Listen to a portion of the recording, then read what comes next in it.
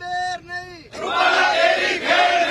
રાજપૂત શક્તિ जिंदाबाद, રાજપૂત શક્તિ जिंदाबाद, જય ભવાની, રૂપાલા રૂપાલાભાઈએ બોલતા પહેલા 17 વખત વિચાર કરવો જોઈએ। જય માતાજી, હું પીટી જાડેજા આંતરરાષ્ટ્રીય ક્ષત્રિય સમાજનો પ્રમુખ છું। આજે આપની સમક્ષ હું નિવેદન કરવા માંગુ છું કે આપ છેલ્લા 3 દિવસથી જોઈ રહ્યા છો કે રૂપાલાએ જે ટિપ્પણી કરી છે ક્ષત્રિય વિરુદ્ધ, વિધર્મીઓ સાથેની જે ટિપ્પણી કરી છે, પણ વિધર્મીઓ સાથે તો ક્ષત્રિય સમાજ 1000 વર્ષથી લડતો આવે છે। પછી મહારાણા પ્રતાપ હોય કે શિવાજી હોય, ઝાંસીની રાણી હોય કે દેવી પદ્માવતી હોય, અમે રામના પુત્રો છીએ, અમે કૃષ્ણના પુત્રો છીએ, અમે ચંદ્રવંશી છીએ, અમે સૂર્યવંશી છીએ, અમે આર્ય ધર્મને પાળતા હજારો વર્ષથી, લાખો વર્ષથી ભગવાન રામ અને કૃષ્ણથી રાજ કરતા આવ્યા છીએ। પરસોત્તમભાઈને એ ખ્યાલ નહીં હોય કે આઝાદી મળી ત્યારે 562 રજોડાઓ ક્ષત્રિયો આપ્યા છે। પટેલોમાં હાથબારમાં નામ નહોતા, એ પટેલોને જમીન પણ ક્ષત્રિય સમાજે આપી છે, એને ભૂલવું ન જોઈએ। અમે તો મોદી સાહેબના ફેન છીએ, ભાજપના ચાહક છીએ। અમને 20 વર્ષથી એક પણ ટિકિટ નથી મળતી, 50 લાખ રાજપૂતો હોવા છતાં, તો પણ અમે ભાજપ સાથે રહ્યા છીએ અને ભાજપ સાથે રહેશું। પણ પરસોત્તમ રૂપાલા સાથે તો નહીં જ રહી। પરસોત્તમ રૂપાલાની ટિકિટ કેન્સલ થાય, અન્ય કોઈ પણ ટિકિટ આપે, અમે એમ નથી કહેતા ક્ષત્રિયને ટિકિટ આપે, જ્યાં સુધી અમને ન્યાય નહીં મળે ક્ષત્રિય સમાજને, ત્યાં ઘર ઘર સુધી આંદોલન જશે અને આવતી ચૂંટણીમાં એનું પરિણામ જોવા મળશે। તો હજી અમે પણ મોદી સાહેબને, મુખ્યમંત્રીને વિનંતી કરી છે કે ટિકિટ બદલો, નામ બદલો અને કામ બદલો। ક્ષત્રિય સમાજનો ભયંકર રોષ છે, એ આપ મીડિયા મારફત પર કહી શકશો। મારું નામ વીરભદ્રસિંહ જાડેજા, હું શ્રી રાજપૂત કમિશનના પ્રદેશ અધ્યક્ષ છું। અમારી માંગ એક જ છે કે પરસોત્તમ રૂપાલાએ જે સમાજ વિશે બફાટ કર્યો છે એના વિરોધમાં અમે એનું ટિકિટ રદ થાય, અને એના સિવાય ગમે તે ટિકિટ આપશે તો અમે ભાજપ ભેગા છીએ। બાકી રાજકોટ પૂરતા ભાજપ ભેગા નથી, રાજકોટ પૂરતા એને હરાવવા કોશિશ કરશો, અને આજથી અમે અમારું કાર્યાલય રોડ ઉપરથી ચાલુ કર્યું છે અને અમે ચાલુ કરી દીધું છે પ્રચાર એનો વિરોધ। કૃપાલસિંહ ઝાલા, રાજકોટ શહેર પ્રમુખ શ્રી રાજપૂત કરણી સેના। કહેવાનું આપ બધા જોઈ રહ્યા છો, છેલ્લા ઘણા સમયથી રાજકીય કાર્યક્રમોની અંદર, જાહેર સ્ટેજની અંદર જે રીતે બફાટ કરવામાં આવે છે અને થૂકીને ચાટવામાં આવે છે। ક્ષત્રિય સમાજ એવો ભોળો સમાજ છે, ક્ષમા આપતો સમાજ છે, તો જેટલી વાર તમે ભૂલ કરો ને અમારે માફી આપી, આ કેટલી હદે યોગ્ય।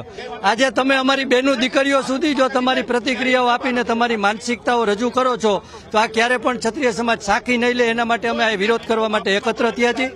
આવનારા દિવસોમાં જો ભારતીય જનતા પાર્ટી કેન્ડિડેટને બદલશે નહીં તો ઘરે ઘરે કેમ્પેઇન ચલાવવામાં આવશે, 18 વર્ષને સાથે લેવામાં આવશે અને તાકાતથી ભારતીય જનતા પાર્ટીના પરસોત્તમ રૂપાલાજીને હરાવવા માટેની મહેનત કરવામાં આવશે। હું પદ્મિની બાવાડા, મહિલા કરણી સેના ગુજરાત પ્રદેશ અધ્યક્ષ।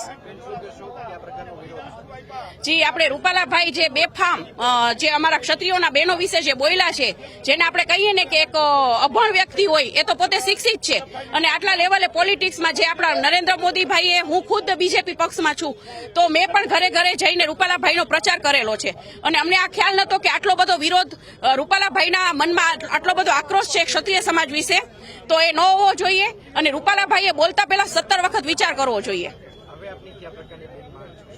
હવે અમારી એ જ માંગ છે કે રૂપાલાભાઈ ક્ષત્રિય સમાજમાં આવી અને જાહેરમાં માફી માંગે। હું રતુભા ચાવડા, રાજપૂત વીર સેના ગાંધીનગર પ્રદેશ મહામંત્રી।